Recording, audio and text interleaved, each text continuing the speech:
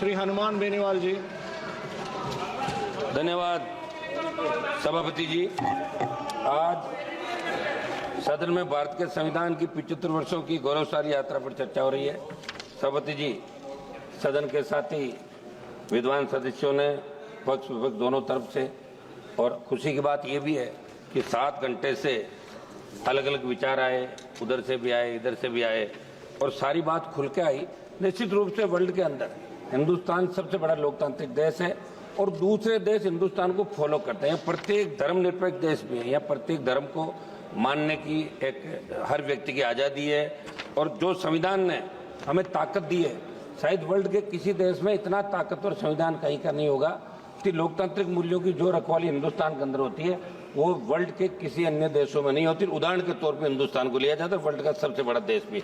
हमें गर्व है कि हम विश्व के सबसे बड़े लोकतांत्रिक देश में रहते हैं, जहाँ संविधान रूपी पवित्र ग्रंथ को सर्वोच्च आदर्श मानकर देश की रीति नीति बनती।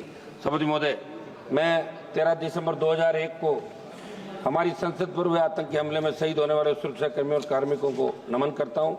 मैं नमन करता हूँ बाबा साहब भीमराव अंबेडकर जी, सर छोटू राम जी, शिवाजी महाराज, महाराजा सूरजमल जी, चंद्रशेखर आजाद जी, अशफाक उल्लाह खान जी और भगत सिंह जी तथा सुभाष चंद्र जी बोस और उनके जैसे वीरों और महापुरुषों को नमन करूंगा। भगवान बिरसा मुंडा जी, सरदार उधम सिंह जी को और जलियांवाला बाग में शहादत देने वाले वीरों और राजस्थान के मानगढ़ में शहादत देने वाले मेरे वीर आदिवासियों को। महोदय, जिनकी वजह से देश आज़ाद हुआ, जिनकी वजह से आज़ाद भारत में संविधान अंगीकृत, उनका मान सम्मान करना हमारा परम कर्तव्य है। बाबा साहब अम्बेडकर जी ने कहा था कि संविधान मात्र कानूनी दस्तावेज नहीं है, ये हमारे जीवन का सारथी है और सामयिक आवश्यकताओं के अनुरूप है। सभापति महोदय, हिंदुस्तान में प्रत्येक नागरिक को वोट का अधिकार देने की पैरवी बाबा साहब ने करी। उस समय जब संविधान प्रारूप समिति के सामने मामला आया, जब अंग्रेजों के जाने के बाद, तभी बात चली थी कि वोट का अधिकार पढ़े लिखे लोगों को मिले या जमींदारों को मिले या दूसरों को मिले, उस जाति के लोगों को मिले। तब बाबा साहब ने इस बात को कहा, व्यापारी को मिले, तब कहा कि वोट का अधिकार प्रत्येक व्यक्ति को मिलना चाहिए जो हिंदुस्तान के अंदर पैदा हुआ और जिसने इस गुलामी के जंजीरों के अंदर जकड़न, चाहे अंग्रेजों का राज था, उससे पहले जो जितने भी काल आए जहाँ हिंदुस्तान का नागरिक गुलामी के अंदर सांसें ले रहा था, लेकिन प्रत्येक व्यक्ति को वोट का अधिकार मिले। बाबा साहब ने वोट का अधिकार प्रत्येक व्यक्ति को दिलाया, जिसकी बदौलत आज हम और आप सब इस पार्लियामेंट के अंदर बैठे हैं।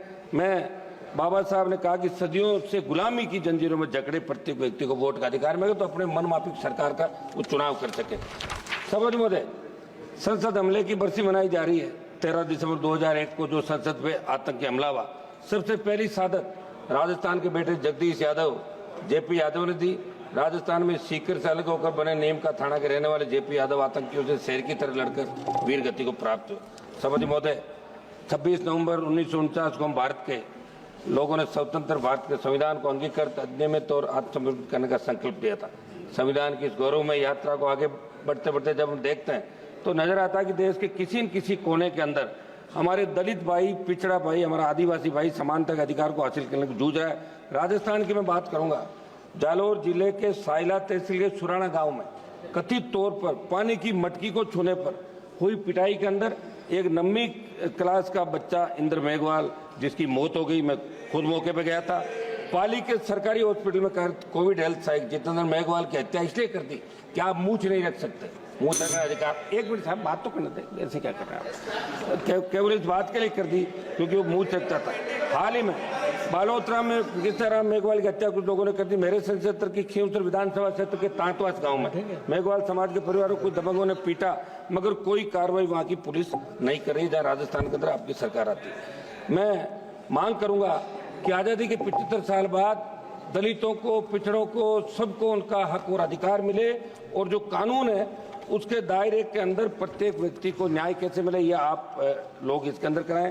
राष्ट्रपति महोदय ने 26 नवंबर 2024 को कहा था कि बाबा साहब अम्बेडकर जी की प्रगतिशील और समाज सोच के छाप हमारे संविधान पर अंकित है। इस बात को देश की सरकार आमसद करे और सोचे कि बाबा साहब की समाज सोच के अनुसार कार्य क्यों नहीं कर रहे हैं। भाजपा के साथी सदस्यों ने देश में लगाया गया आपातकाल का जिक्र किया। हम भी ये कहते हैं कि आपातकाल गलत लगा था, बहुत से लोगों को तकलीफ पड़ी, बहुत से लोगों को जेलों में रहना पड़ा, ये अच्छी नहीं थी। लेकिन इंदिरा गांधी जी की दृढ़ इच्छा शक्ति ने एक झटके में बांग्लादेश को पाकिस्तान चालक कर दिया था और पाकिस्तान को सबक सिखाया था। इस बात को भी आपको याद रखना है। एक मिनट सर, समय दें साहब आप। हम उस समय तो घोषित आपातकाल कर, लेकिन आज जो अघोषित आपातकाल है उसका क्या कोई भी सिस्टम के खिलाफ बोले?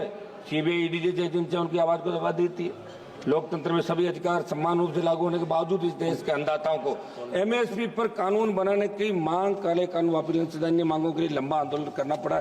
सब मतलब 1-2 मिनट में मेरी बात समाप्त कर रहा हूँ। 700 से ज्यादा किसान शहीद हुए।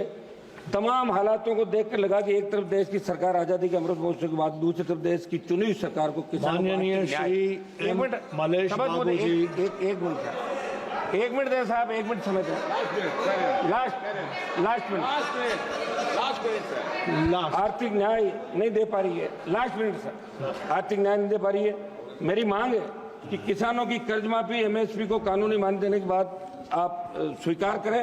और जो आंदोलन अभी बॉर्डर पे चल रहा है, शंभू बॉर्डर, दूसरे बॉर्डर पे, किसानों से आप बात करें, वार्ता करें।